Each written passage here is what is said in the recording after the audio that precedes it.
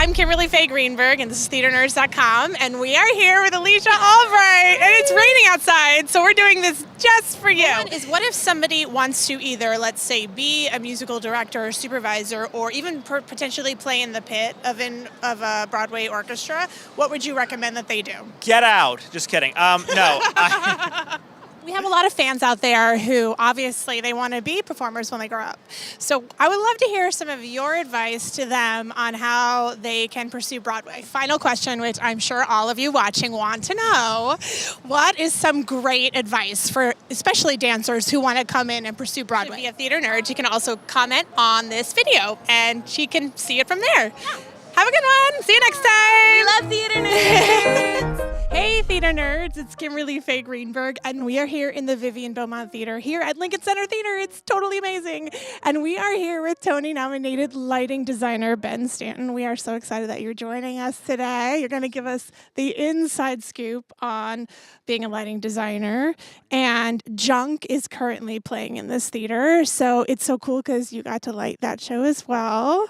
So tell us a little bit about what being a lighting designer entails. Well, we are standing on the site of the most famous duel in American history. This is where Aaron Burr shot Alexander Hamilton. Now, Alexander Hamilton's son, Philip, he also dueled here, and of course, he met his match as well. Tradition says on this spot, 2,000 years ago, Jesus was baptized by John the Baptist. So every year, thousands of Christians come here to commemorate the event. They immerse themselves in the water to honor Jesus' death. If you're watching this, you are probably wondering about the Mormon ritual baptism for the dead. And it's kind of tough to even know what that means, right? Baptism for the dead? What is this ritual and why do Mormons practice it? Let's start with some background. Now, we might not adhere to this standard now, but a long time ago, it was bad luck to wear blue on stage. Yes, the color blue. Now, do you know why? It's because blue was a very, very expensive dye. So to have blue fabric was really expensive. Now, the theater companies that tended to use blue on stage meant they were trying to trick the audience into thinking that the theater was doing well, which in any case, they weren't. They were failing. So if you saw blue on stage, you knew that theater company was probably about to go out of business. Hence the bad luck.